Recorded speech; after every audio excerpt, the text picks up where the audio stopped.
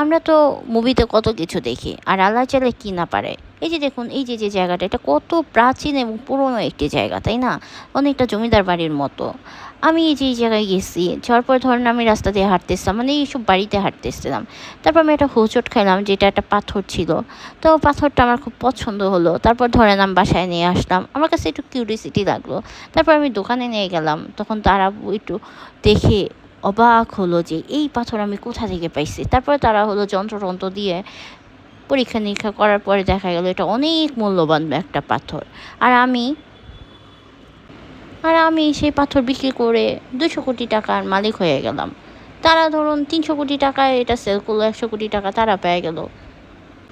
এরকম একটা ঘটনা তো ঘটতেই পারে, তাই না? আচ্ছা, আমার জন্য দোয়া করেন, বুঝছেন, এরকম যেন একটা ঘটনা ঘটে। আমিও আপনাদের জন্য দোয়া করি যেন আল্লাহ আপনাদের মনের ইচ্ছাগুলো পূরণ করে, কিন্তু আমার জন্য একটু বেশি বেশি করবেন, বুঝছেন।